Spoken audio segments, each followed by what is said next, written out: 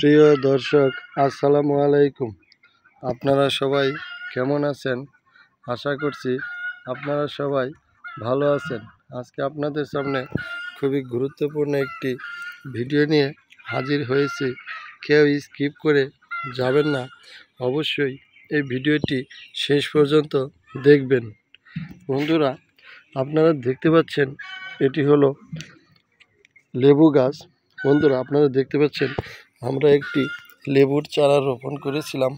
বন্ধুরা, এটি হলো কলম বা গ্রাফটিং পদ্ধতিতে তৈরি চারা। বন্ধুরা দেখতে পাচ্ছেন এটি হলো কলম পদ্ধতিতে তৈরি চারা। তাই এই চারাটি খুব ছোট অবস্থায় দেখতে পাচ্ছেন, অলরেডি অনেকগুলো ডাল হয়েছে। দেখতে পাচ্ছেন লেবুর পাতাগুলো। বন্ধুরা, আপনারা জানেন লেবুর পাতারও কিন্তু অনেক উপকারিতা আছে। তাছাড়া এই গাছটি যখন বড় হবে তখন কিন্তু এই গাছটিতে লেবু আসলে সেই লেবুগুলো কিন্তু আমরা খেতে পারবো।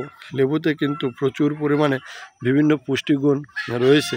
তো বন্ধুরা, চাইলে কিন্তু আপনারা খুব সহজেই এই লেবুর চারাগুলো আপনাদের বাড়ির আঙিনায়, উঠোনে বা যে কোনো পতির জায়গায় আপনারা এই চারাগুলো কিন্তু রোপণ করতে পারেন খুব সহজেই।